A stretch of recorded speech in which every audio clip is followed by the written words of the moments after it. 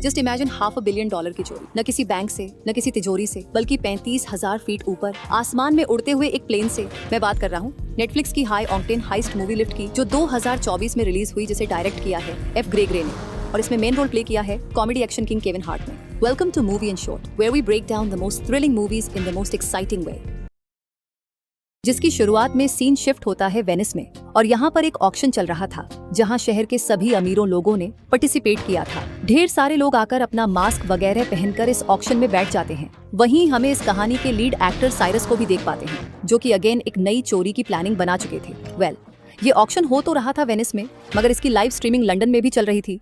यानी कि कुछ खरीदार यहाँ बैठे थे वेनिस में और कुछ खरीदार लंदन में बैठे थे। इसी के साथ हम साइरस की टीम को भी देख पाते हैं, जिनके अंदर थे डटन, कमला, मैग्नस, मेसन, लूक और खुद मास्टरमाइंड यानी कि साइरस। इस ऑक्शन में काफी सारे कैमरास भी लगे थे, जिसे पुलिस बैठकर मॉनिटर कर रही थी। इन पुलिस ऑफिसर्स में एक और ऑफिसर होती है, जिनका नाम होता है ग्लेडवुड। इनका निकनेम है अब्बी, और पहले कभी ये साइरस से मिली भी थी और एक खास मिशन पर थी उसे पकड़ने के लिए। मगर साइरस काफी ज्यादा चालाक था और वह उसकी नजरों से बचकर निकल चुका था। मगर इस बार एबी अपनी पूरी टीम के साथ तैयार थी कि जैसे ही साइरस चोरी करे और वो उसे पकड़ ले। और इसी के साथ ऑक्शन की शुरुआत होती है, जिसमें पहले नंबर पर वैंकूवर नाम की एक पेंटिंग आती है। बहुत ही महंगी थी, हर कोई अपनी नीलामी लगाने लगता है और एट दी एंड 2 करोड़ के अंदर वो पेंटिंग बिक जाती है। लेकिन ये चोर तो इसी की फिराक में बैठे थे, क्योंकि मैग्नस ने ऑलरेडी उस ऑक्शन हुई पेंटिंग को कस्टमर के पास पहुंचने से पहले ही चुरा लिया था और ब्लैक मार्केट में उसी सेम दाम यानी कि 2 करोड़ में ऑन द स्पॉट बेच भी दिया था। जिसके बाद बारी आती है इस ऑक्शन की सबसे खास और कीमती पेंटिंग की। बेसिकली ये क्रिएशन था जो कि बनाया गया था अनेट नाम के क्रिएटर के थ्रू। वो अपनी पहचान बताना नहीं चाहता था, इसलिए उसने फेस पर एक मास्क पहन रखा था। ये मास्क आपको कहीं ना कहीं इसको गेम की याद दिलाएगा। अभी ये जो अनेट की खास पेशकश थी, इसका नाम था एनएफटी। इसमें नियर 200 कैमरे होते हैं, जो कि लाइव एक्शन कैप्चर करके एक एआई जनरेटेड पोर्ट्रेट तैयार करते थे। फिर इसकी नीलामी शुरू होती है। पैसे बढ़ते बढ़ते 1 करोड़ 50 लाख से 2 करोड़ और 2 करोड़ से 2.5 करोड़ होते ही है कि तभी मासन अपनी प्लानिंग लगा चुकी थी और वो कहती है लेफ्ट, और उसके कहने के साथ ही वहाँ की लाइट्स वगैरह बंद हो जाती हैं।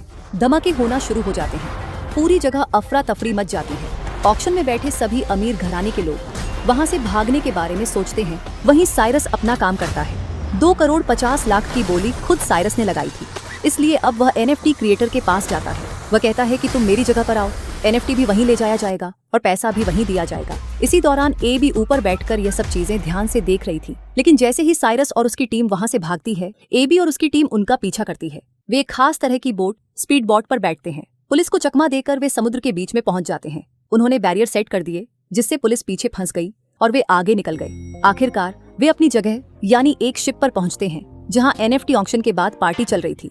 ए बी, जो अब भी इन्वेस्टिगेशन कर रही थी, ऑक्शन में आए लोगों की वीडियो को ध्यान से देख रही थी। उसे साइरस के पार्टनर हेल्पर की झलक दिखती है, जो अभी भी वहीं था, इसलिए वह वहां पहुंचकर उसे पकड़ लेती है। पूछताछ में पता चलता है कि जब इन चोरों ने एनएफटी चुराई तो इसकी ब्लैक मार्केट में कीमत लगातार बढ़ती गई। 3 से 4 करोड़, फिर 5 और आखिरकार 8 करोड़ तक पहुंच गई। लेकिन इसे एक्टिवेट करने के लिए उन्हें असली मालिक की जरूरत थी, इसलिए उन्होंने क्रिएटर को भी किडनैप कर लिया। साइरस उससे बात करता है और कहता है कि तुम्हारी एनएफटी मार्केट में 2.5 करोड़ में बिकने वाली थी, लेकिन अब चोरी की वजह से इसकी ब्लैक मार्केट वैल्यू 8 करोड़ हो गई है। क्या तुम्हें लगता है कि हमने तुम्हें ऐसे ही किडनैप किया? नहीं, बल्कि इसे ब्लैक मार्केट में बेचकर हम तुम्हें भी आधा प्रॉफिट देंगे। इससे तुम्हें भी फायदा होगा और हमें भी, तो टेंशन मत लो, पार्टी करो। इसी बीच एबी साइरस की टीम के हेल्पर से पूछताछ कर रही थी, लेकिन वह गलत जवाब दे रहा था। एबी ने कहा कि मैं तुम्हें जेल में डालूंगी और तुम्हारी सच्चाई सबके सामने लाऊंगी। बेहतर होगा कि तुम अपनी टीम के बारे में सब कुछ बता दो। तब हेल्पर कहता है कि मेरी टीम इस वक्त लंदन में है, अगर तुम उन्हें पकड़ना चाहती हो तो तुम्हें मेरे साथ वहां जाना होगा। इसलिए ए भी अपने साथियों के साथ लंदन पुलिस डिपार्टमेंट पहुंचती है। यहाँ उसकी मुलाकात एक और ऑफिसर से होती है, जो उसे बताता है कि उसने गुप्त रूप से पता लगाया है कि सबसे बड़े माफिया लार्स ने हाल ही में मार्केट के शेयरों के साथ छेड़छाड़ की है। इससे शेयर प्राइस ऊपर नीचे हुए और उसे बहुत बड़ा फायदा हुआ। लेकिन उसका असली मुनाफा सिर्फ मार्केट में उतार चढ़ाव से नहीं हुआ, बल्कि डैम का पानी पूरे शहर में फैल गया था। इसकी वजह से बांट आ गई, घर डूब गए और लोगों की जान चली गई। और इस बार सेम टू सेम वो एक दूसरे शहर के साथ भी करने वाला है, जिसमें लेवाइन नाम की एक और बड़ी माफिया शामिल है। मैं काफी सालों से लार्स के पीछे लगा हूँ, इसलिए मैंने अपना एक खास बंदा जिसका नाम है डिगर उसकी टीम में छोड़ दिया और मुझे उसी से ही यह खबर मालूम चली है कि अगले आने वाले 2 महीनों में वह इस काम को अंजाम देने वाले हैं और लेवाइन को पेमेंट होगा सोने के रूप में, मतलब कि गोल्ड, और वह भी छोटा मोटा 1-2 किलो नहीं, पूरे 10 टन। इस पेमेंट को रुकवाने के लिए मुझे तुम्हारी जरूरत है। तो एबी कहती है कि इसमें आखिर मैं क्या कर सकती हूँ, ये तो काम खाली पुलिस वाले कर सकते हैं, जहाँ पर हक्सली का कहना था कि पुलिस वालों में इतना दिमाग नहीं कि चोर की तरह सोचकर उन चोरों को पकड़ लें। इसके लिए एक खास चोर की ही जरूरत पड़ेगी और वह खास चोर कौन है ये तो तुम जानती ही हो। जहाँ पर एबी कहती है कि नहीं, जैसा आप सोच रहे हैं कि मैं साइरस के पास जाऊंगी, उससे मदद मांगूंगी और वह भी इस काम के लिए हाँ बोल देगा तो टाटा बाय बाय। जहाँ हक्सली उसे समझाता है कि अगर इस डील के लिए साइरस और उसकी टीम ने हाँ नहीं बोली तो काफी सारे मासूमों की जान जाएगी। हमें कैसे भी करके लार्स, जो कि गोल्ड के रूप में अपनी पेमेंट लेवाइन को करने वाला है, उसे रोकना होगा और रंगे हाथों पकड़ना होगा। और यहीं से शानदार स्टोरी स्टार्ट होती है। एबी पहुंच जाती है साइरस के पास में और बताती है कि हम दोनों के बीच में एक बार पेरिस में 5 दिनों के लिए अच्छा रोमांस चला था, जहाँ पर साइरस कहता है कि वह 5 नहीं बल्कि 7 दिन थे और हम दोनों एक दूसरे के प्यार में बहुत हद तक पड़ चुके थे।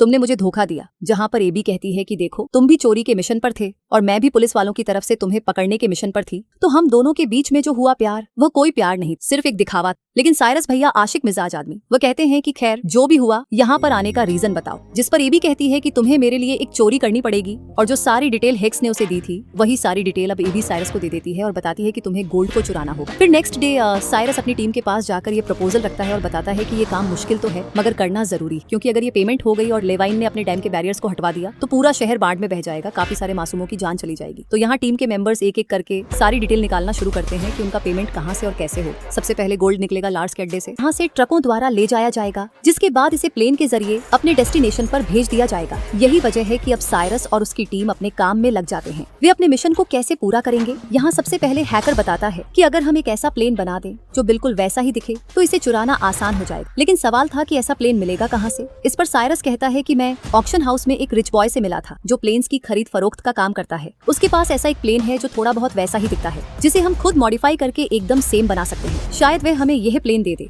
इसीलिए अब ये सभी लोग उस प्लेन डीलर के पास जाते हैं जो उन्हें वही शानदार प्लेन दिखाता है। ये बहुत ही खूबसूरत भी था, लेकिन इसे उड़ाने की परमिशन नहीं थी क्योंकि इसमें बहुत सारे एलईडी ग्लासेस लगे हुए थे और ये काफी नॉइजी भी था। यही वजह थी कि डीलर अपने प्लेन को देने से मना कर देता है। लेकिन ये भी उसे बताती है कि मैं एक पुलिस ऑफिसर हूँ और ऐसे प्लेन्स रखना वैसे भी इलीगल है। अगर तुमने हमें ये प्लेन नहीं दिया तो तुम जेल में जाओगे। इस पर वह आखिरकार मान जाता है। अब प्लेन तो मिल गया, लेकिन अगला बड़ा चैलेंज था रेडार को मैनिपुलेट करना, जिसके लिए उन्हें एक PSI मशीन बनानी होगी जो ऐसे सिग्नल जनरेट करेगी कि भले ही हवा में 2 प्लेन उड़ रहे हों, लेकिन रेडार पर सिर्फ एक ही प्लेन दिखाई देगा। लेकिन यहाँ एक छोटी सी प्रॉब्लम थी, जब ये दोनों प्लेन एक दूसरे के आगे पीछे मूव करेंगे तो कुछ समय के लिए रेडार पर दोनों दिखाई देंगे, जिसे हेडक्वार्टर में बैठे लोग देख लेंगे। इसलिए उन्हें वहाँ अपना स्पेशल आदमी बिठाना था। इस पर एबी कहती है कि मैं एयरपोर्ट के एक ऑफिसर को जानती हूँ जो मेरा दोस्त है और हेडक्वार्टर में ही बैठा रहता है, वह हमारा काम कर सकता है। यही वजह थी कि वे अब उस ऑफिसर से मिलने जाते हैं जो व्हीलचेयर पर बैठा था। वे उसे पूरी बात बताते हैं, लेकिन वह साफ मना कर देता है कि सॉरी, मैं ये काम नहीं करूंगा क्योंकि इसमें चोरी शामिल है। नहीं, बिल्कुल नहीं। तब साइरस कहता है कि इस काम के बदले मैं तुम्हें 10 लाख दूंगा, जिस पर ऑफिसर मान जाता है। अब पूरी टीम अपने काम में लग जाती है और वे इस प्लेन को चेंज करने लगते हैं, मतलब वे इसे पेंट करके एकदम दूसरे प्लेन जैसा बना देते हैं। इसके बाद PSI मशीन बनाई जाती है जो सिग्नल्स को मैनिपुलेट करे,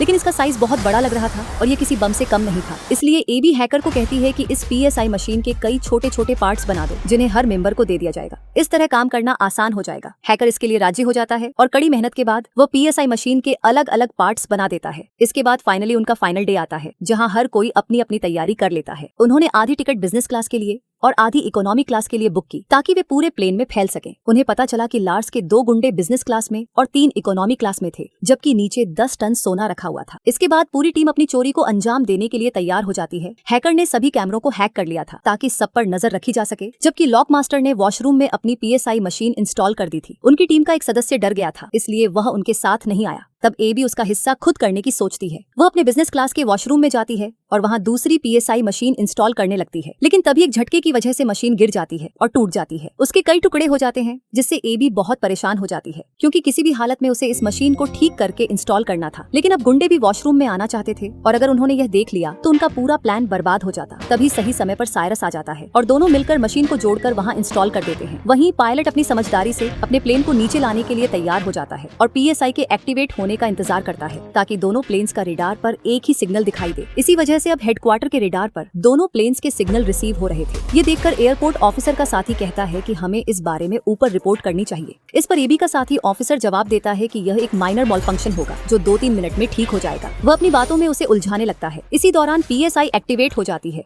और पायलट अपने प्लेन को दूसरे प्लेन से कनेक्ट कर देता है। जैसे ही यह होता है सिग्नल्स मिक्स हो जाते हैं, जिससे अब रेडार पर सिर्फ एक ही प्लेन दिखाई देने लगता है। इसके बाद ऑफिसर अपने साथी से कहता है, देखा, मैंने कहा था ना कि यह सिर्फ एक मॉलफंक्शन था, अब सब ठीक हो गया। अब लॉक मास्टर नीचे के एरिया में पहुंचता है जहां गोल्डन सेफ पड़ा था। वह अपनी हाईटेक मशीन से उस सेफ के लॉक को खोलने की कोशिश करता है, लेकिन इसी दौरान गुंडों को शक हो जाता है, इसलिए वे अपने गोल्ड की तरफ बढ़ने लगते हैं। जैसे ही साइरस को यह खबर मिलती है, वह उन्हें रोकने की कोशिश करता है, जिसकी वजह से सभी चोर लार्स के गुंडों से भिड़ जाते हैं। चलते हुए प्लेन में दोनों के बीच जबरदस्त फाइटिंग शुरू हो जाती है। अब झटकों की वजह से पायलट को लगता है कि प्लेन में कुछ गड़बड़ हो रही है, इसलिए वह तुरंत हेडक्वार्टर को इन्फॉर्म कर देता है। तब एबी का साथी ऑफिसर कहता है कि मौसम खराब है, इसलिए आपको प्लेन को पास के एयरपोर्ट पर लैंड करना होगा। पायलट उसकी बात सुनकर प्लेन को लैंड करने लगता है, लेकिन यह जगह प्लेन लैंड करने के लिए बहुत छोटी थी, जिससे उसे काफी मुश्किलों का सामना करना पड़ता है। लेकिन किसी तरह वह उस छोटे एयरपोर्ट पर प्लेन को लैंड कर देता है। अब साइरस का पायलट भी उसी जगह पर प्लेन लैंड करता है, लेकिन लार्स को भी इस बात की भनक लग जाती है कि उनका प्लेन हाईजैक हो चुका है। जिस जगह इसे लैंड होना था वहाँ न होकर यह कहीं और लैंड हो चुका था।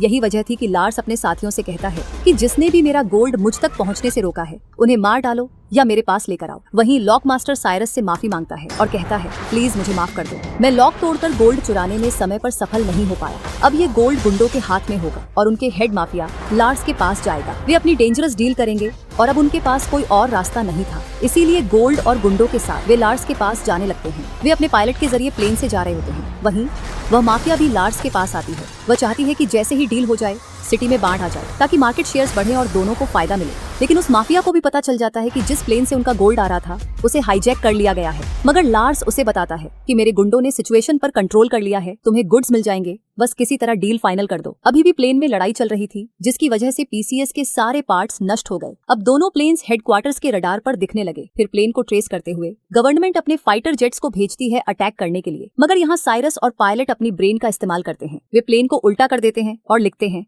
इसमें लोग हैं इसलिए अटैक मत करो। तो फिलहाल फाइटर जेट्स उन पर अटैक नहीं करते, लेकिन फॉलो करना शुरू कर देते हैं ताकि जैसे ही प्लेन लैंड करे पुलिस वहां पहुंचकर पूरी सिचुएशन हैंडल कर ले। इसके बाद ये प्लेन लार्स के पैलेस की ग्राउंड पर लैंड करता है, जिससे उसका घर बर्बाद होने लगता है। इतना ही नहीं, सिक्योरिटी वॉल भी ब्रेक हो जाता है और प्लेन अंदर जाने लगता है। जैसे ही ऐसा होता है पूरा गोल्ड बाहर गिर जाता है। ये देखकर माफिया लार्स से कहती है, अब मैं सारा गोल्ड ले जाऊंगी और हमारी डील भी कैंसिल। ये कहकर वह वहाँ से जाने लगती है, लेकिन लार्स जो गुस्से में था उसे शूट कर देता है और मार डालता है। अब पुलिस जो उनका पीछा कर रही थी वहां पहुंच जाती है। वे उन्हें चारों तरफ से सराउंड कर लेते हैं। जैसे ही वे लार्स को पकड़ने लगते हैं, वह कहता है, ये मेरा खुद का घर है, ये चोर यहाँ उस माफिया वुमन से डील करने आए थे, असल अपराधी वही माफिया है, इन्होंने ही उस माफिया वुमन को मारा है, तुम इन्हें पकड़ो। मगर यहाँ साइरस अपनी ब्रेन का इस्तेमाल करता है। वो प्लेन के LID ग्लास और NFT क्रिएशन की रिकॉर्डिंग दिखाकर पुलिस को बताता है, असल अपराधी लार्स है, ये माफिया वुमन के साथ डील कर रहा था, ये पूरी सिटी को बर्बाद करने की प्लानिंग थी, इसीलिए पुलिस लार्स को अरेस्ट कर लेती है। इस मिशन में AB और लंदन का ऑफिसर भी शामिल था, जिसका मकसद इस डील को रोकना था। तो इसमें सक्सेसफुल होने की वजह से पुलिस सारा गोल्ड अपने साथ ले जाती है। AB साइरस की टीम का हिस्सा बन जाती है। यहाँ पता चलता है कि जब AB छोटी थी उसे एक पेंटिंग बहुत पसंद थी। अब साइरस उसे वही गिफ्ट करने का सोचता है ताकि AB उससे इम्प्रेस हो जाए और वे फिर से एक हो जाए। इसके बाद सबसे बड़ा ट्विस्ट सामने आता है। असल में लॉक मास्टर ने वहाँ से सारा गोल्ड चुरा लिया था। उसने असली गोल्ड की जगह फेक गोल्ड रख दिया था और ऐसा दिखाया था कि वे सेफ ब्रेक करने में फेल हो गए। यानी कि पुलिस के हाथ जो गोल्ड लगा था वह असल में आयरन ब्रिक्स थी जो गोल्ड जैसी दिखती थी, जबकि असली गोल्ड उसी वक्त स्काई से गायब कर दिया गया था और इन लोगों ने इसे उसकी ओरिजिनल प्लेस पर पहुंचा दिया था। यानी कि अपनी मास्टरमाइंड प्लानिंग की वजह से ये चोर एक बार फिर इतनी बड़ी चोरी करने में सक्सेसफुल हो गए। इसके बाद ये सब अपना गोल्ड लेने जाते हैं, सभी एक दूसरे को गले लगाते हैं और इस ट्रेमेंड्स अचीवमेंट को सेलिब्रेट करते हैं। इनकी हैप्पीनेस की कोई जगह नहीं थी।